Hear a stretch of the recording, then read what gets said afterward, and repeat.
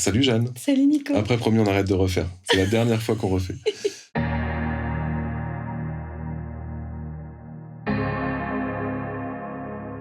Salut Jeanne. Salut Nico. Merci de partager ce moment avec nous. Mais je t'en prie. On va parler de toi 2 minutes pour rappeler qui tu es. Oui, Donc, tu es sûr. comédienne. Oui. Tu fais des voix également, des voix off. Comédienne de voix. Comédienne voix. Oui. Et tu es improvisatrice. C'est ça. Globalement, c'est ça. Tu participes à des spectacles d'impro. Actuellement, tu es sur quoi ?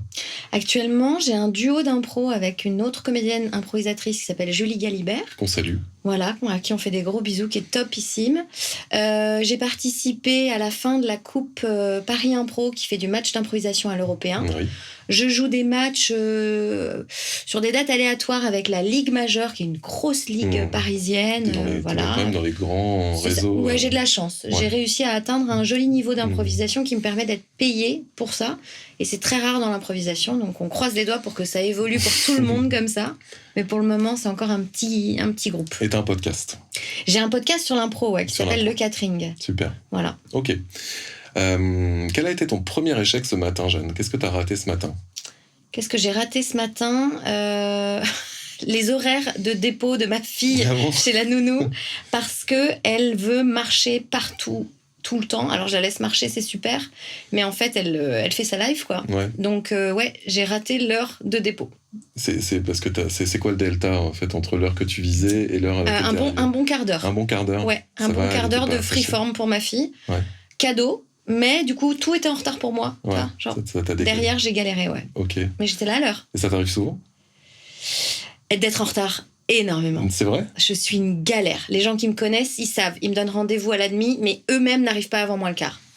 Sachant que j'arrive vers moins 5. C'est marrant parce que moi, je te perçois pas du tout comme ça. Moi, tout à l'heure, on se demandait si t'allais arriver à l'heure, parce qu'on sait jamais, tu vois. Ouais.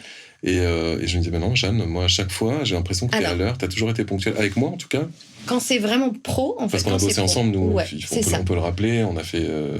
qu'est-ce qu'on a fait ensemble ? On a fait plein de choses. Déjà, t'as été mon régisseur. C'est vrai. On s'est rencontrés parce que tu faisais la régie d'un spectacle d'impro que je jouais. Qui s'appelait comment, déjà ? C'est une bonne question.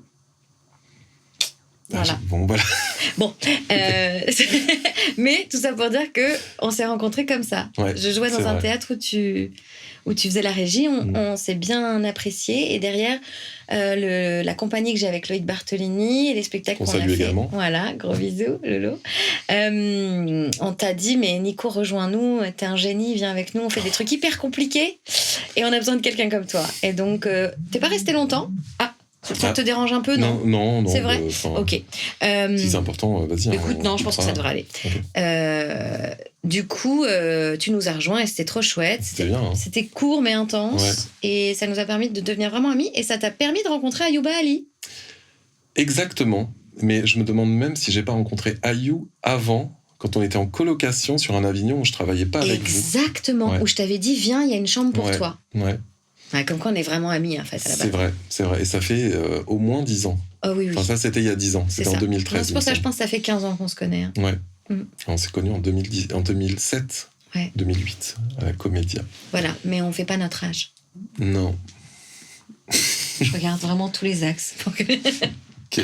Comment tu... Donc c'est un podcast qui va parler d'échecs. Donc ça, je te l'ai déjà dit. Et en fait, ce qui m'intéresse, c'est un petit peu de mesurer et de voir ton rapport à l'échec à toi. Et comment, toi, tu définis l'échec ? Qu'est-ce que c'est pour toi, l'échec ? Qu'est-ce que ça veut dire ? Qu'est-ce que ça implique ? Alors, la grande chance quand on fait de l'improvisation, comme moi en plus depuis 20 ans, c'est qu'on a admis une chose incroyable et qui te sauve émotionnellement. C'est que l'échec n'est pas un échec, mais bien un essai pour aller vers quelque chose de mieux. Donc, il n'y a pas d'échec dans ma logique. Il y a des tentatives qui n'ont pas réussi et qui m'apprennent que c'est pas le bon endroit ou c'est pas la bonne façon de faire et que du coup, il faudrait faire différemment. Ce qui veut pas dire que je persévère à chaque fois. Ouais. Mais... ou ce qui veut pas dire que je me remets pas en question ou que je peux pas douter. Mais en fait, je ne m'accable jamais d'un échec. C'est intéressant. Ouais. Est-ce que c'est l'impro qui a... Est-ce que c'est une perception que tu appliques dans d'autres sphères de ta vie Grâce à l'impro. Hein. Grâce à l'impro. Avant l'impro, moi j'ai commencé l'impro, j'avais 20 ans. Ouais. Un peu moins. Avant ça, chaque échec était un drame. En plus, je suis d'une éducation où il faut être la meilleure, où sans écraser les autres, mais il faut être la meilleure. Si tu décides de faire quelque chose, il faut que tu sois dans les 3 premiers, sinon fais autre chose. Et du coup, j'ai grandi avec ça, et quand j'ai découvert l'impro, ça m'a vraiment permis de me dire, bon, j'ai la chance aujourd'hui, je suis aussi dans les meilleurs, mais ça c'est autre chose.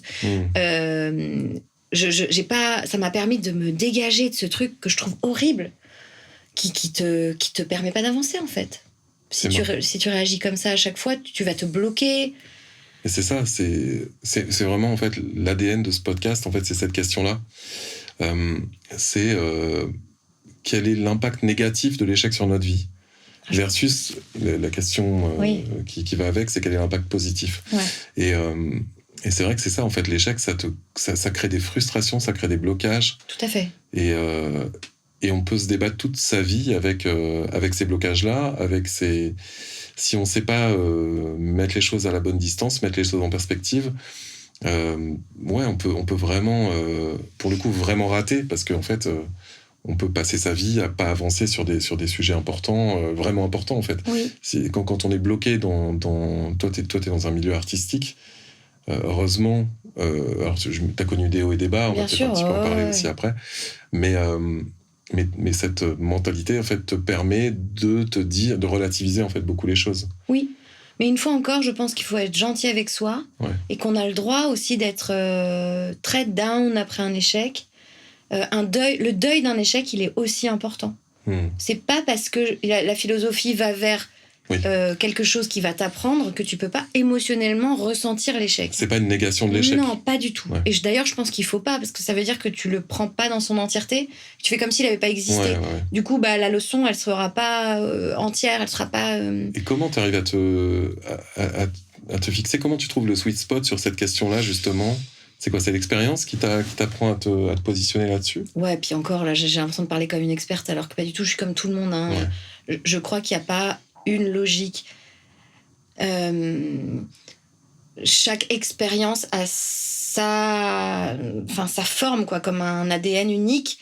Donc je crois qu'il faut faire avec ce qu'on est au moment où on le vit, en se disant, ok, là, à l'étape où j'en suis de ma vie, il m'arrive ça, comment est-ce que je le vis, comment j'arriverai à le traverser, qu'est-ce que je peux en sortir de bon. Ok, ça peut me foutre plus bas que terre, mais si je me dis que je me relève, qu'est-ce que j'en garde? Qu'est-ce que je mets dans ma besace avec ça? Est-ce qu'il y a une temporalité dans l'échec? Est-ce que tu as des étapes? Comment tu traverses ça? Est-ce que d'abord, peut-être, tu es très affecté, puis... Je pense, Je pense comme dans le deuil, tu sais, les fameuses étapes du deuil. Je pense vraiment que c'est plus court, plus restreint et parfois même plus trouble. Mais là, tu me poses la question, donc je me questionne et je revois des moments de difficultés comme ça. Je pense vraiment qu'il y a des étapes, et qu'il faut les accepter, en fait. Oui. Tu vois, souvent, on a tendance à dire « Mais allez, mais ça va aller !» Mais en fait, laisse-moi tranquille, là, j'ai ce temps où j'ai besoin de pas aller bien. Demain, ça ira mieux. Mais là, aujourd'hui, maintenant, j'ai besoin de pas aller bien. Exactement. J'ai besoin de prendre ce temps-là pour digérer. Je crois que c'est important de l'accueillir, mais vraiment, comme dans une rupture. Tu dirais jamais à quelqu'un qui vient de se faire larguer là, il y a 1 heure, « Allez, c'est bon, ça va aller !» Non, tu dis « Ok, c'est normal que tu sois triste. » Un échec, c'est pareil. Tu te le prends dans la gueule, ça te fait te questionner. Pourquoi j'y suis pas arrivée? Je voulais y arriver, je voulais ce job, je voulais partir en vacances, je voulais avoir cet argent, je voulais... Voilà, tout ce qu'on voulait, on le voulait.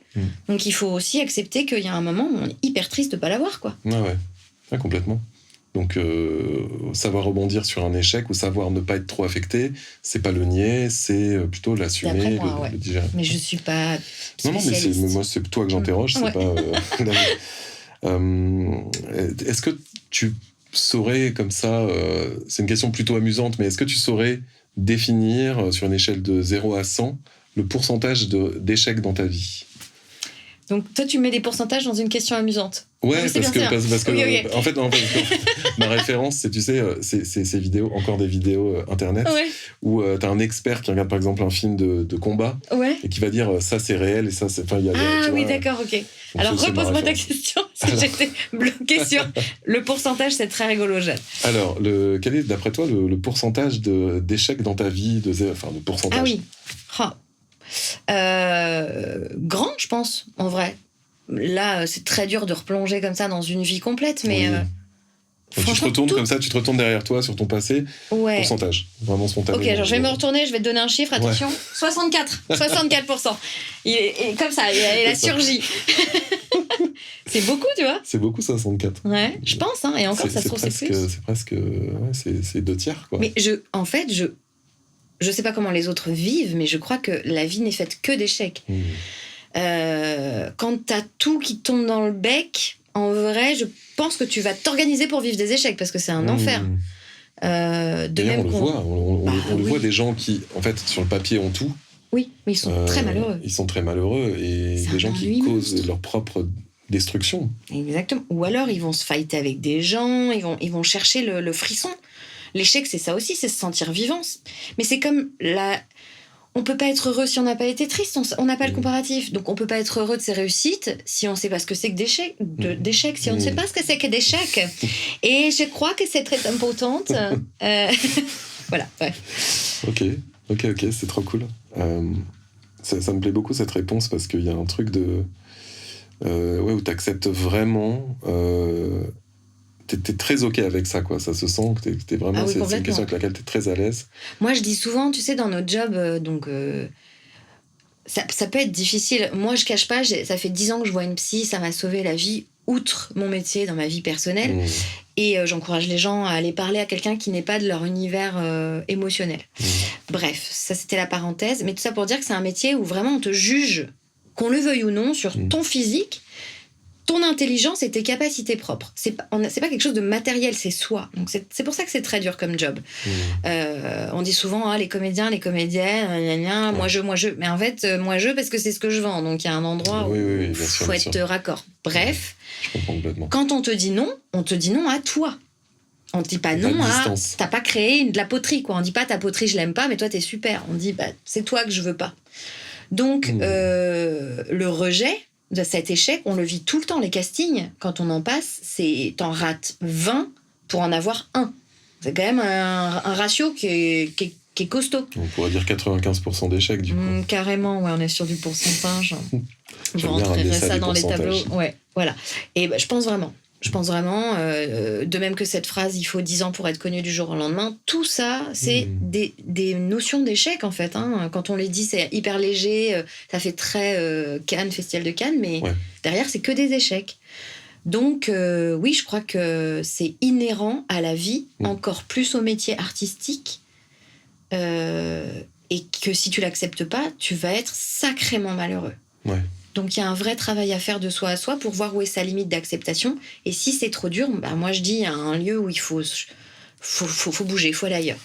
Est-ce que tu as un échec en particulier qui t'a particulièrement inspiré, sur lequel tu as su rebondir est-ce que tu peux nous parler, peut-être nous illustrer un petit peu ce que tu dis, à travers un exemple marquant dans ton parcours de quelque chose qui t'aurait permis de faire de grandes choses après, ou en tout cas de comprendre vraiment quelque chose, un échec qui est inspirant, quoi.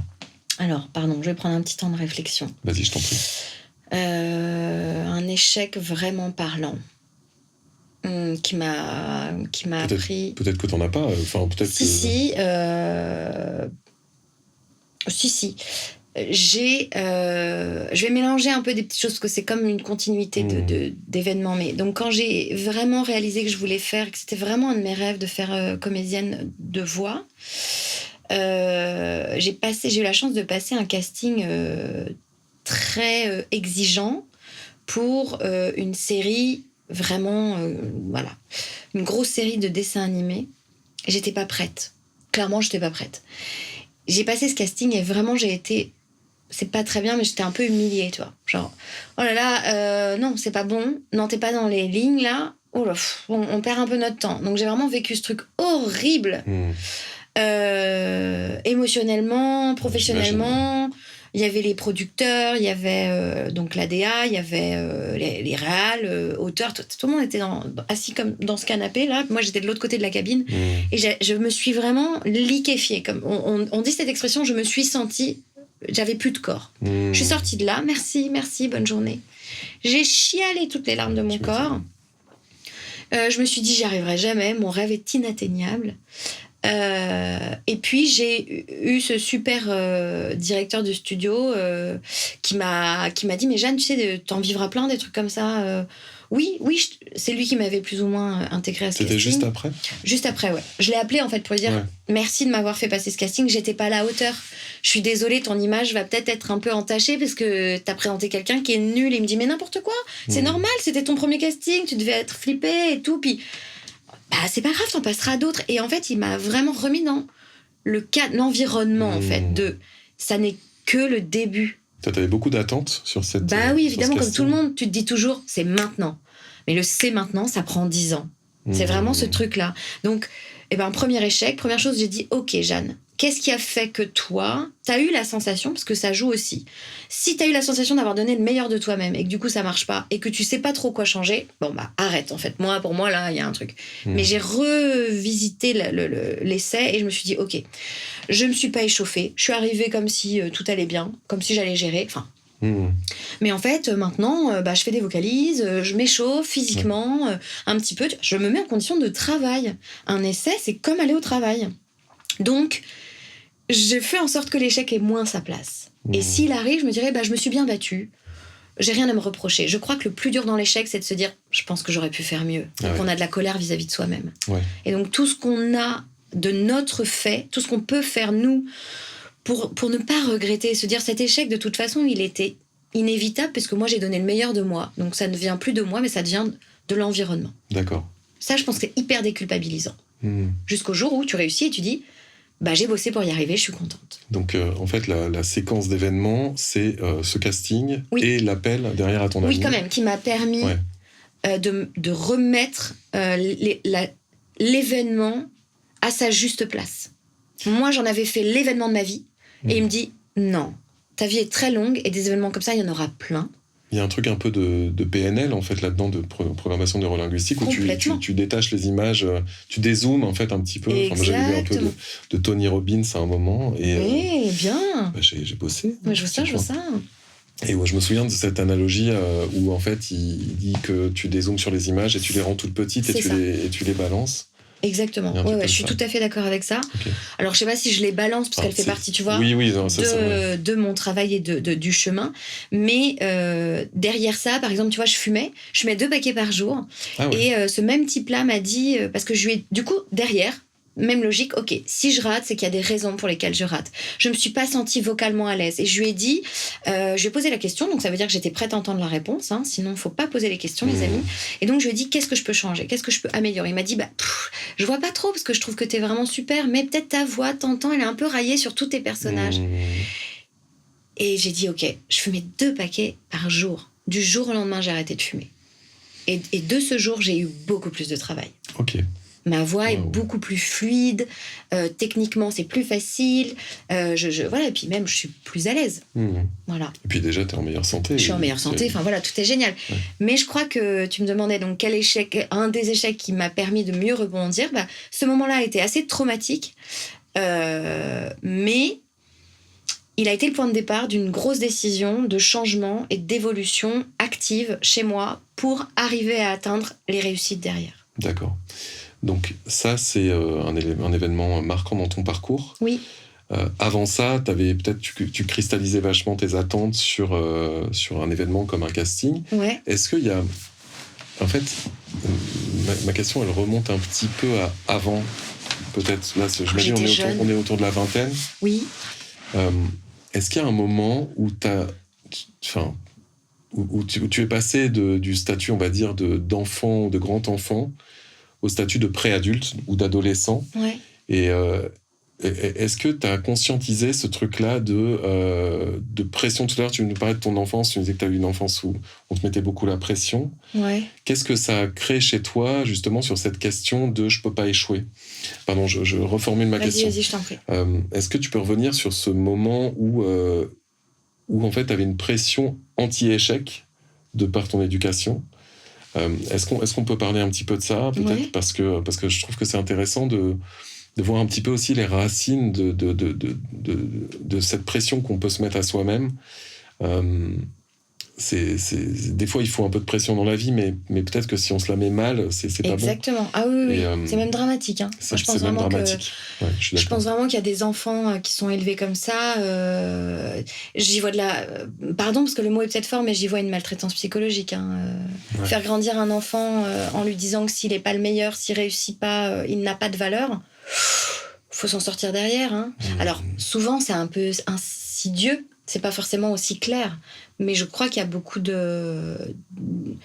d'événements comme ça dans la vie de la construction d'enfants qui sont pas terribles. Et donc, écoute... oui, moi, ça m'a empêché de me trouver de la valeur pendant très, très longtemps. Et en découle de ça beaucoup de choses qui sont très tristes, quoi. Genre... j'ai été en couple souvent avec des hommes pas toujours bienveillants, parce que pour moi c'était ok en fait d'être j'ai pas de valeur, donc c'est ok que je sois avec des gens qui m'en donnent pas. Ça fait que j'ai pas postulé à plein de trucs en me disant bah non, ça sert à rien, de toute façon je suis nulle parce que je suis pas la meilleure, quelqu'un d'autre le fera mieux que moi. Parce que ça crée une logique de si t'es pas la numéro 1, derrière ça n'a aucune valeur. Ce qui est quand même gravos, quoi. Si on était tous les numéros 1, il n'y aurait pas de place pour tout le monde. Donc, oui. Puis, tu vois, moi, j'avais un papa qui était vraiment de la génération au-dessus. Il était plus vieux que mes grands-parents maternels. Donc, il était vraiment d'une génération où, un peu à la dure, vraiment à la dure. Et donc, il était fan de cyclisme et on allait... on courait tous les matins. Les matins, on courait pas. On faisait du vélo. Donc du cyclisme. Et on faisait... franchement, on faisait 10 kills. Hein. Ah ouais. Ouais. C'est de performance comme ça, voilà, très jeune. C'est ça. Et moi, j'étais un peu en surpoids. Et dans certaines montées, au bout de 5 km, j'en pouvais plus, je posais les pieds à terre. Et vraiment, je me faisais insulter. Hein. Je me faisais insulter. Wow. On met pas pied à terre, t'es nul, t'es une merde, c'est les merdes qui mettent le pied à terre. Allez, tu remontes sur ton vélo. Et j'en pleurais. Avec mon petit vélo, je poussais mon vélo, je pleurais, et mes frères, parce qu'on est 3, et mes frères, ils continuaient, et c'était là, allez, oh là là. Donc même eux, ils participaient malgré eux à ce truc de... À la fois, ils avaient envie que j'y arrive, je pense que c'était aussi pour me pousser à... Mais il y avait un canevas comme ça qui était hyper... horrible, et du coup, tout le monde y arrivait, sauf moi. Oh putain, ouais, d'accord. Et j'ai fini par supplier de ne plus y aller, parce qu'émotionnellement, c'était trop dur d'être confrontée à cet échec quotidien. Sans trouver aucune valorisation en fait. Est-ce qu'il y avait quelque chose qui compensait un petit peu ça dans ta jeunesse, au niveau du sentiment de valorisation justement de toi-même? Pas trop, non. Pas trop. Mais bon, ça, tout se répare, hein. Tout trouve à se réparer quand on comprend les choses. Après, ça fait un peu la vie est faite de détails, donc là, je fais des traits très gros, donc les gens vont se dire, oh mon Dieu, la pauvre, elle a grandi avec... comment ils s'appellent, là, les tortionnaires dans l'auberge, là, Bon, j'ai plus le nom. Mais bref. Pas vraiment, mais c'est pour ça que je dis que je pense que les choses sont insidieuses. Ouais. Et que c'est important de se questionner fréquemment sur est-ce que je suis au bon endroit avec les bonnes personnes, et est-ce que mes échecs, je les vis de manière valorisante, ou est-ce qu'on me pointe du doigt? C'est intéressant. Et si, là, je te sortais une machine à revenir dans le temps, que tu pouvais revoir la petite Jeanne de 12-15 ans, qu'est-ce que tu aimerais lui dire à cette petite Jeannette? Déjà, je pense que la première chose qui est très importante à donner à des enfants, ados, tout ce qui est construction jusqu'à 17-20 ans, c'est tu essayes. Essaye encore et encore, tu as la valeur d'essayer. Et moi, je t'encourage à essayer, et il y a un endroit où tu as ta place.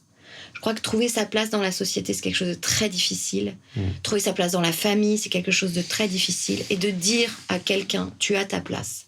Et si tu te sens pas à ta place, c'est que c'est pas le bon endroit, change de chaise.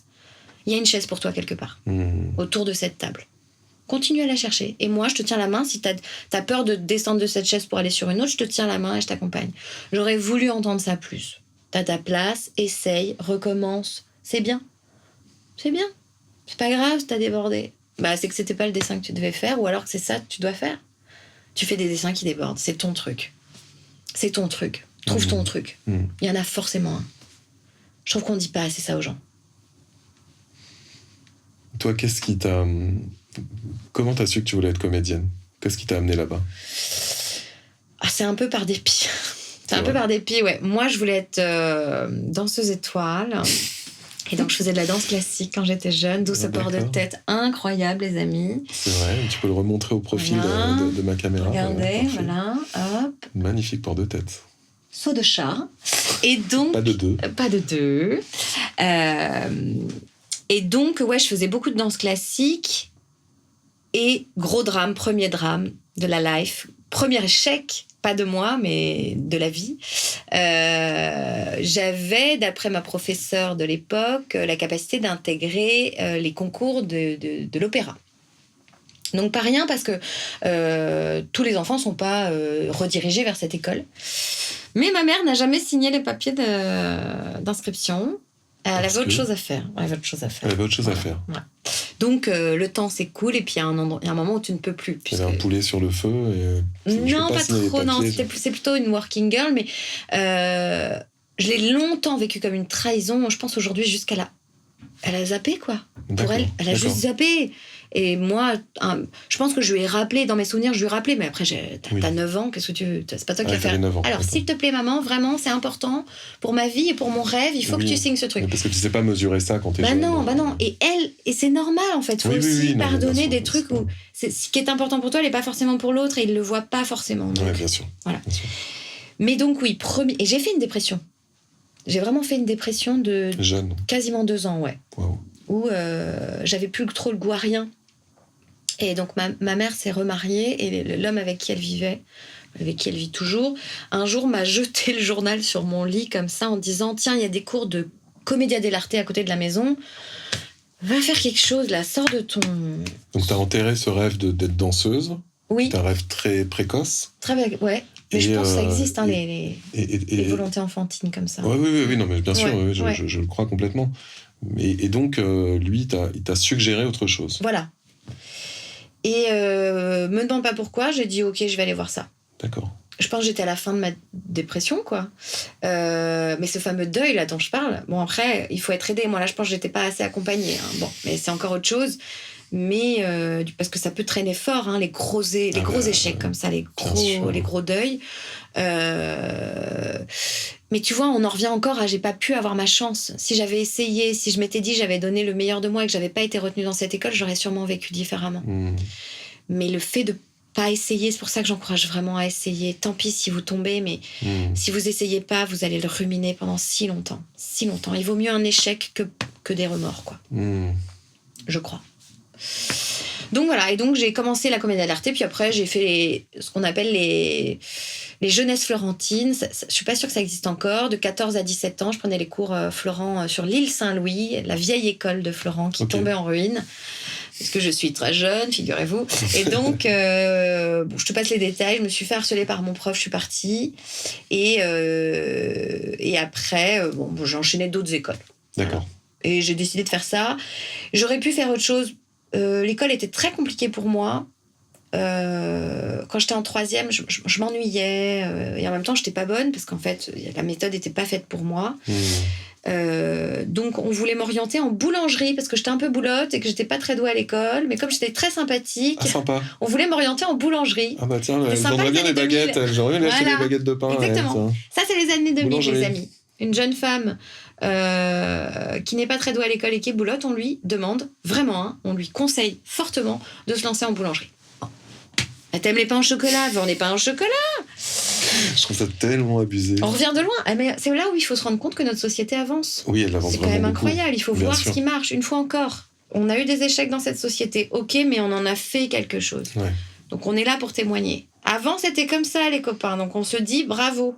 C'est chouette. C'est plus comme ça chaque sur génération a ses défis. Exactement. On a encore plein de trucs à critiquer, mais on a fait quand même de belles avancées. Et puis, franchement, on est en France. Et moi, j'aime parler avec les gens de tous bords. Et je connais pas une personne qui n'est pas d'origine française qui me dise pas quelle chance d'être en France. Aussi. Alors, je critique beaucoup de choses dans ce pays. On a quand même une liberté. Et enfin, voilà, la femme. Je suis bien placée pour... voilà. Quand même. Pour ça. Voilà. Vivre avec quelqu'un qui est pas né en France. Ouais. Je sais même plus pourquoi je disais ça. Vive les digressions. Oui, c'est ça. Mais donc, oui, voilà, j'ai fait comédienne un peu par dépit. Et donc, oui, j'ai commencé mais toutes les anecdotes sont croustillantes. J'ai commencé des études. Tu vois, j'ai peut-être raté ma vocation. Ouais, j'ai commencé à une fac de lettres modernes, parce que j'ai quand même eu mon bac. Ma mère voulait absolument que je fasse une fac, donc j'ai choisi lettres modernes, parce que je manie complètement incohérent. Voilà, je manie bien les mots. J'aimais lire, j'aime toujours lire. J'aime écrire, donc voilà. Sauf que, vous me croirez ou non, très cher. Échec, mais pas de mon fait.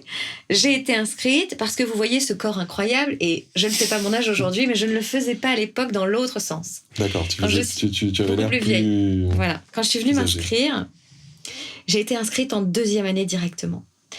J'ai été orientée sur les inscriptions de 2e année et pas de première année. Et donc, j'ai fait 4 mois de fac avec que des 2e années. Mais attends.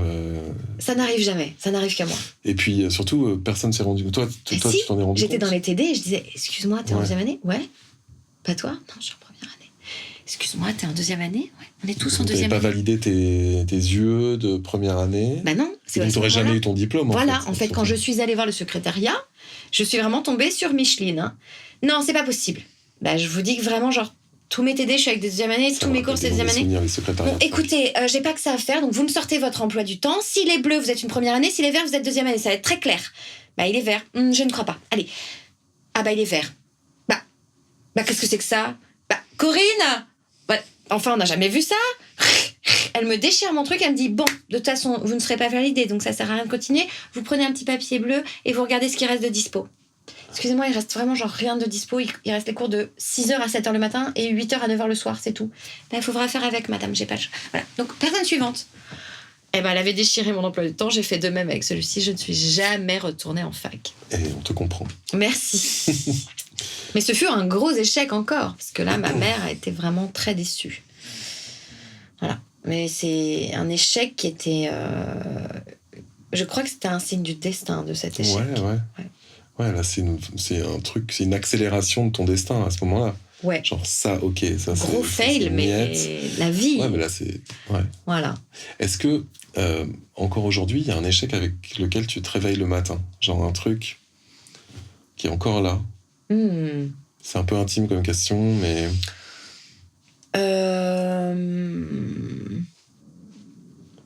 Très, très bonne question. Oui. Alors, je vais le coupler à un rêve un peu. Très étrangement, moi, j'ai toujours chanté dans ma vie. Quand j'étais jeune, je chantais. Et justement, pour le coup, là-dessus, j'étais valorisée à l'époque. Mais j'étais tellement valorisée. Alors, c'est ça qui est très intéressant, je pense. Là, du coup, c'est le bon endroit. Jeanne, elle chante bien. Et en fait, Jeanne... Ah, mais non, mais si Jeanne chante, tu chantes bien. Et en fait, grosse pression. Trop de pression. Noyée dans ma pression. Tout le monde a l'air de dire que je chante bien, mais moi, je fais des fausses notes de temps en temps. Du coup, je suis pas parfaite. Du coup, j'ai arrêté de chanter. Trop de pression. Je ne pouvais que échouer, puisqu'on me mettait si haut que je ne pouvais que échouer. Les attentes, je ne pouvais pas répondre aux attentes. Il me semblait que je ne pouvais pas répondre. Vision de toi-même n'était pas accordée avec la vision de toi des autres. Exactement. Et il y avait une dissonance, et du coup, ça ne marchait pas. Exactement. Donc, j'ai fait un gros blocage, et vraiment un gros blocage, à tel point que quand on me demandait, dans mes premiers spectacles d'impro, il y a beaucoup de catégories où il faut chanter, je faisais des crises de panique et je pleurais. Figée sur scène, et je pleurais, et tétanie. Donc, vraiment gros blocage d'échouer, de ne pas être à la hauteur. Et un jour, quand même, un ami encore. Je pense que c'est très important d'être bien entouré dans sa vie. Oui. Et j'ai un ami qui me dit, écoute, Jeanne, tu vas savoir de quoi je parle. Il y a un spectacle qui se monte, ça s'appelle New, la comédie musicale improvisée. C'est le projet qui est fait pour toi. Je t'en supplie, passe le casting. Et j'ai dit, ouais, j'ai pas appelé. Et le directeur de ce projet, qui s'appelle Florian Bartsch, me harcèle au téléphone, alors qu'il a déjà fini tous ses castings, en me disant, écoute, Jeanne, vraiment, je suis désolée d'insister, mais tous les gens que je croise me disent, il faudrait que tu appelles cette fille, elle est super, s'il te plaît, viens. Je me dis, bon, allez, il faut te tester maintenant, là. C'est maintenant qu'il faut échouer. De nouveau, pour passer à autre chose. Et j'y suis allée en me disant, tu vas être nulle. Tout le monde sera d'accord avec ça et on va te foutre la paix. Bon, j'ai été prise et c'était super. Et ça m'a permis de débloquer vraiment ce gros blocage de chanter en public. Et je suis restée 4 ans dans le projet. Après, je suis partie pour d'autres raisons. Mais ça m'a réouvert cette porte du plaisir que j'ai à chanter. Moi, je t'ai toujours connue. On a dû se connaître peut-être après ça. Exactement. Et donc, dans cet échec, j'ai encore quand même très peur d'en faire quelque chose de professionnel. Quand les gens disent parce qu'ils me côtoient, jeune comédienne, chanteuse, improvisatrice, je dis oui, chanteuse de karaoké. Et je vois bien qu'il y a un truc qui est quand même encore là, de pas assumer, d'avoir peur de vivre l'échec là-dessus. Et je reviens sur ce que tu disais plus tôt, où là, c'est vraiment un blocage que tu as créé toi. Bien sûr. Et donc, en fait, ça revient à ce que l'idée que tu donnais plus tôt, où tu disais qu'il faut tenter plutôt que d'avoir des remords. Exactement, parce que tu me dis quel est encore le... Je vais sur mes 40 ans, pas tout de suite, mais pas loin. Quand t'as 40 ans, tu te lèves quasi tous les jours en disant « J'aimerais bien chanter quand même. Hein. Allez !» Toutes mes copines, là, elles sont super, elles chantent, hein, c'est trop bien. Et puis, je les adore et c'est trop bien. Et toi, t'es triste parce que tu chantes pas. Bon, ce sera pour demain. Allez Ça existe, c'est un fait. C'est un fait. Ah, maintenant, on s'en accommode de ces choses-là. Hein. C'est comme quand on a mal au dos, on oublie qu'on a mal au dos. Hein. Jusqu'au jour où on va vraiment se faire soigner. Il faut vivre avec, mais... je pense qu'il faut pas vivre avec. Non, mais on arrive à vivre avec. Sur le coup, on se dit, il faut que je vive avec. Ouais. Mais tu vois, peut-être là, on en parle. Mais peut-être, ça se trouve, ça débloquera un truc. Et ça y est. J'espère, Demain, je mets les choses en route. Et je vais vers mon échec. Pour programmer une séance au studio avec moi. Ouais. Okay. On en a parlé souvent, d'ailleurs, tu vois, où je te disais, j'aimerais bien venir essayer des trucs. Mais bon, la peur de l'échec, la peur de ne pas y arriver. Donc ça, c'est un échec que tu peux t'imputer à toi-même. Complètement. Et un échec que tu imputerais à quelqu'un d'autre. Je parle pas de ton enfance, parce qu'on en a déjà parlé, mais...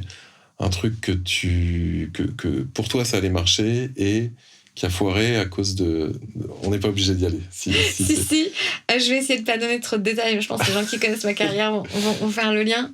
J'ai eu un duo avec un homme d'humour. Et ce qui est fou dans cette histoire, c'est que je pense que c'est une des personnes avec lesquelles j'ai le plus de complicité au monde. Notre duo fonctionnait extrêmement bien et donc on a tourné peut-être 3 ans avec ce duo, on a fait de la télé avec ce duo et on était vraiment au moment où tout a explosé, on était à l'étape où on allait vraiment faire une tournée très très longue, être invité dans tous les festivals, être invité dans des émissions de télé, donc vraiment un très gros succès, mais humainement, je ne sais pas encore pourquoi. C'était il y a 10 ans. Hein. On s'est revus, on a été fâchés pendant 10 ans, on s'est revus, on a mis les choses au clair, mais il y a quelque chose humainement qui n'est pas passé.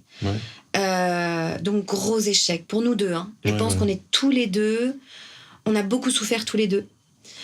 On est très tristes tous les deux que cette complicité ait eu autant de mal à vivre à côté, en fait, tu vois. Parce qu'il y a un très bel endroit qui est tout autour, c'était très sensation de gâchis. Complètement, de gros gâchis, des deux côtés.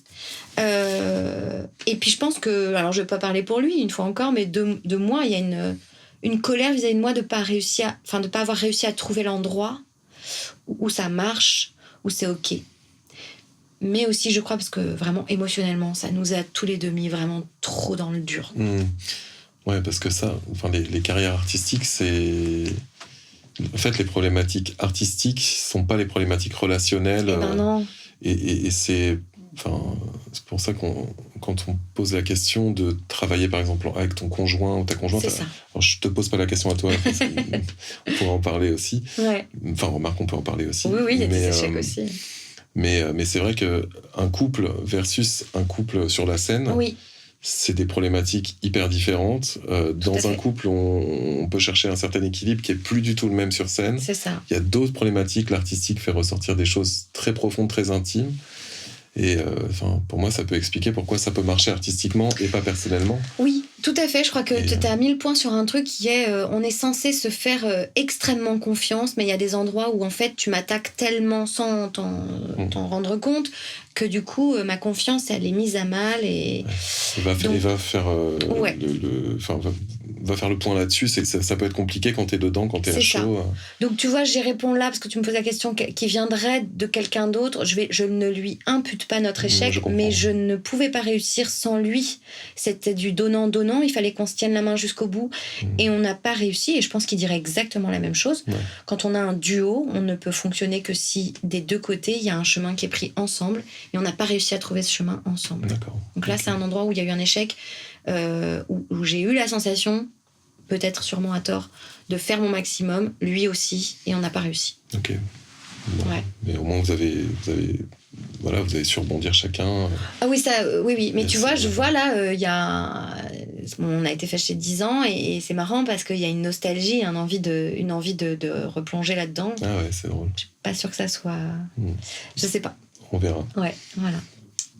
Attends, on me parle dans l'oreillette. Ça va Ça va, on approche de la fin. Yes. Moi, j'aimerais te poser une question. Oui.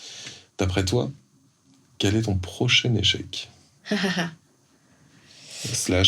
qu'est-ce qui te fait peur ? De quel échec tu as peur ? Le premier truc qui me viendrait, c'est genre, de toute façon, je ne vais faire qu'échouer dans l'éducation de ma fille. Et c'est là aussi où elle apprendra et moi j'apprendrai. Mais j'ai envie de dire, c'est tellement bateau. Mais voilà, ça c'est dit. Je pense que c'est hyper bien d'en avoir conscience, de ne pas vouloir être un parent parfait, ça n'existe pas. Et surtout, c'est horrible un parent parfait. Comment tu te relèves d'un parent parfait qui ne te montre pas ses fragilités ?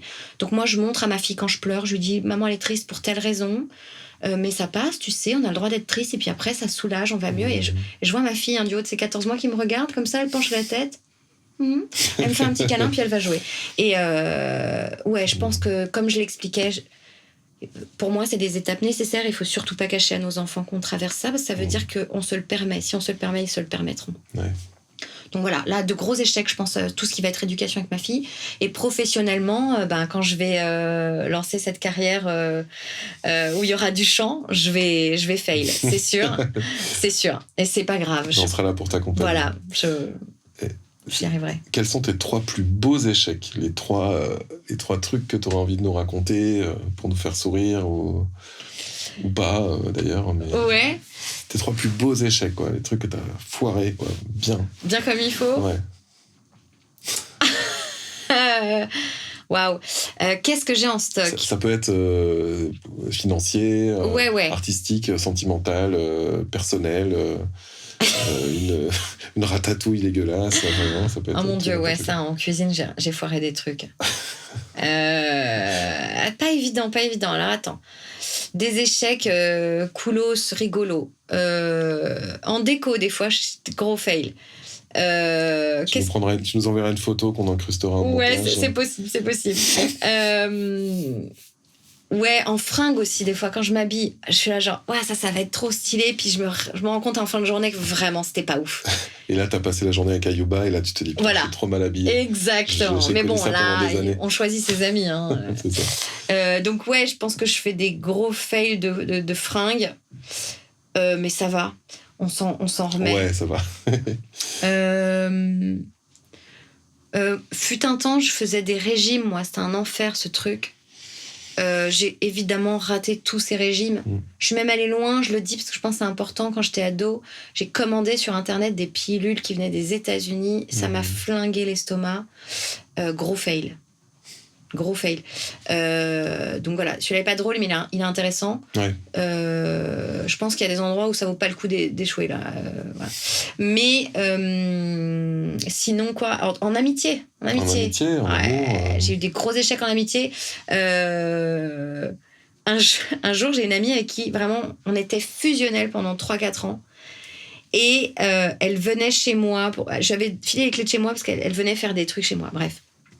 Et un jour, vraiment le mardi soir, elle me dit trop bien, bon moi je te fais des gros bisous, à très vite. Et le lendemain, je vais chercher mon courrier et je vois qu'a été déposée dans ma boîte aux lettres une lettre sans timbre où il y a la clé de chez moi dedans et une lettre longue comme ça qui m'explique que elle veut plus être amie avec moi. Oh. C'est finito. Ça, c'est elle s'est aperçue que pour X raisons, le lien était toxique, que moi je m'en étais sûrement pas aperçue. Et sûrement d'ailleurs, hein. Mais je me suis pris une lettre de rupture amicale posée dans ma boîte aux lettres alors que la veille elle me faisait un gros câlin en mode hi hi hi hi hi. Et là, gros échec, ouais. Là, gros échec. C'est rare, les lettres de rupture amicale. Ouais, du coup, c'est aussi joli, en fait. Hein. C'est très joli. Parce qu'elle y a mis les formes. C'est quelqu'un qui mettait les formes. D'accord. Mais en fait, j'en ris parce que je me dis, c'est quand même fou. On dirait vraiment une comédie. Haha, salut, ciao, hihi, fuite. Allez, finito. Donc, ouais, un peu chelou. Mais en amitié, je pense que moi, je cumule vraiment les échecs amicaux aussi. Ça t'apprend beaucoup. Ça t'apprend sur toi. Qu'est-ce que t'as donné dans cette amitié? Pourquoi t'avais cette amitié? Qu'est-ce qui fait que de l'autre côté, ça a été ça aussi? Et ça te fait grandir vachement. Hein. Je crois vraiment très sincèrement à l'image qu'on a de soi par rapport aux gens qui nous fréquentent. Donc, si ces gens sont partis, c'est qu'ils n'avaient pas l'image de moi que j'ai envie d'avoir. Et c'est très bien qu'ils soient partis. Ce qui ne veut pas dire que j'ai pas été triste. Hein. Mais voilà. D'accord. Et un truc que j'ai foiré un jour. Un jour, alors, c'est pas vraiment un échec, mais je trouve que l'anecdote est drôle. Je fais beaucoup de gâteaux, moi. Je cuisine déjà de manière générale beaucoup. Et donc, dans ma famille, souvent, quand il y a un truc qui traîne sur la table, j'ai fait un gâteau, les gens le mangent, blablabla. Mais je suis aussi une super tata. Avant d'avoir ma fille, donc avec mes neveux et nièces, je faisais beaucoup d'activités. Et un jour, je fais vraiment un énorme bloc de pâte à sel, maison, évidemment. Donc, pour ceux qui ont déjà fait de la pâte à sel, ça peut ressembler à un gâteau quand c'est mis dans un plat. Et le fameux beau-père que j'ai, donc le nouveau mari de ma mère, qui est assez gourmand, est passé comme ça sur la table de la cuisine. Il a pris une énorme part et il a croqué dedans. Et clairement, il a pas kiffé. Il s'est forcé un peu en se disant... C'était encore mou, c'était pas cuit. Ouais, c'était pas cuit. Ah ouais, sinon il aurait pas pu croquer. Wow. Et je venais de la préparer pour qu'on puisse s'en faire, quoi. Mais je me suis absentée, je sais pas, 3 minutes pour l'épicer, quoi. Et il a eu le temps quand même de se prendre une part de gâteau pâte à sel et de croquer dedans, et il était pas bien. T'étais vraiment définitivement pas faite pour la boulangerie. Et vraiment, il m'a dit, dis donc, il y a beaucoup de sel dans ton gâteau. Quel gâteau? Donc il a quand même avalé. L'avalé. Oh. C'est de la farine, de l'eau et du sel. Oui, c'est vrai. Mais ouais, il s'est forcé à avaler, ouais. Et j'ai eu le droit à ma petite critique. Dis donc, il était... Mais en fait, il m'a pas dit tout de suite. Il m'a dit le soir. Dis donc, il était salé ton gâteau. T'as pas vu qu'il y avait une trace dedans? Bah non, tu sais, c'est un peu mou. Ah ouais. Il a coupé le truc. Bref, je trouvais ça très drôle. Donc, il a cru que j'avais fait un très mauvais gâteau. Avant que je lui explique cette doit. On a eu un gros fou rire pour le coup. J'imagine. Ouais. Qu'est-ce que... Alors attends, est-ce que moi je check ma je t'en prie. dernière question? Parce qu'on va devoir s'arrêter.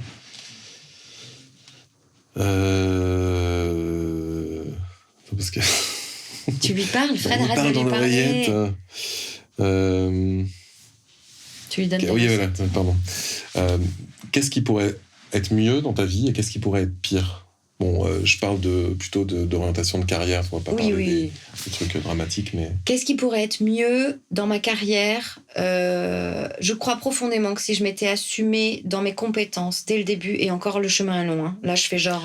On va parler de l'avenir, c'est-à-dire... Voilà, non mais c'est ça. Ouais. Si je m'étais vraiment assumée, je pense que ce qui serait mieux, c'est que je serais beaucoup plus ancrée dans des projets personnels. Je ferai plus de projets personnels sans avoir besoin d'être en binôme, de créer une équipe.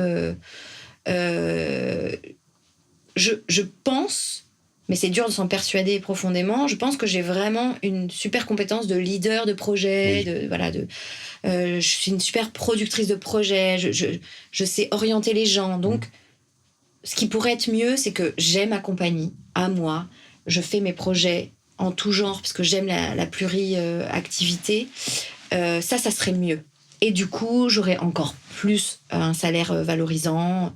Je pense que je ferais du cinéma, chose que j'ai jamais vraiment tenté, parce que pareil, j'y crois pas trop. Je pense que je ferais beaucoup plus de voix, j'aurais une émission de radio. Des choses où j'y serais allée au culot, mais aussi en y croyant plus. Aujourd'hui, j'ose toujours pas, tu vois. D'accord. Voilà. Enfin, j'ose à peine, quoi. Ça serait mieux. Et qu'est-ce qui serait moins bien, professionnellement? Si j'avais pas raisonné mes échecs en palier, je pense que je ferais beaucoup de trucs en entreprise, tu vois, genre je serais toujours au service d'autres gens, et je pense même que j'aurais arrêté. D'accord. Ouais. Je pense que c'est un métier qui est très dur pour ça. 20 fois, je me suis dit que j'arrêterais. Ouais, voilà. sûr. Donc je pense que j'aurais arrêté, je ferais un job, je serais vendeuse dans une boutique de déco, ce serait super. Ou pas. Ou pas. Voilà. Merci Jeanne Mais je t'en d'avoir prie. répondu à ces questions. Merci de m'avoir ouvert invité. un petit peu de ta vie sur ce canapé. Mais j'espère que l'expérience des uns servira aux autres. Bah oui, c'est le but aussi Ouais. de ce projet. Bravo pour Merci ça. beaucoup. T'es la première invitée, vraie invitée en fait. Ah, trop bien. On en a fait un avec Fred. Et là, t'es la première vraie invitée. Mais Fred était D'où le un petit. vrai invité. Non, Fred est un vrai invité, mais